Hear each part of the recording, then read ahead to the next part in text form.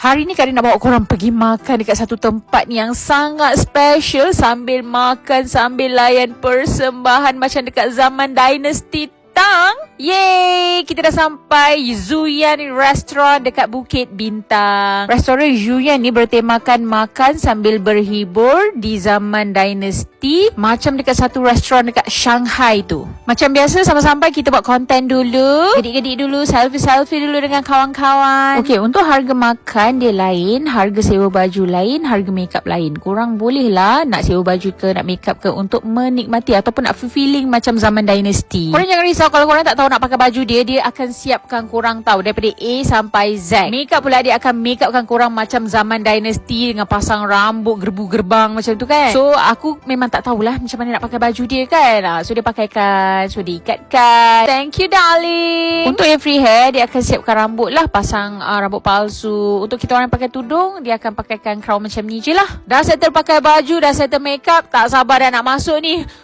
Berdebar-debar rasanya. Masya Allah, cantiknya, macam dalam mimpi guys. Serius, kalau korang nak healing ke, nak me time ke, datanglah sini guys. Tempat duduk dia bukan macam restoran biasa tau. Dia susun panjang-panjang macam ni sebab dekat depan tu dia akan buat show. Korang jangan risau, korang duduk and tengok persembahan sahaja. Yang lain semua dia akan settlekan, serve, bawa makanan semualah. Okey, yang ini pula hidangan pembukaan dia lah. Ringan-ringan, bagi kita rasa basah-basah mulut dulu. Dekat tengah tu dia gulungkan menu lah. Ada 14 menu semua. Kalau ada 14 menu, maksudnya ada 14 kali persembahan.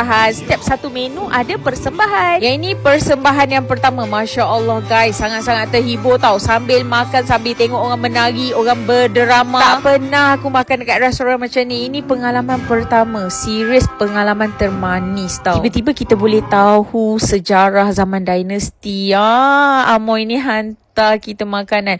By the way, sup dia sedap gila. Makanan dia semua sedap. 14 menu semua sedap. Menu-menu dia semua menu yang sihat tau. Lepas dia dah show, korang kena makan tu, kena makan cepat-cepat. Nanti lampu tutup untuk next persembahan. Nanti kau dah tak nampak dah, menggagau dah nak makan dalam gelap. Ini persembahan seterusnya.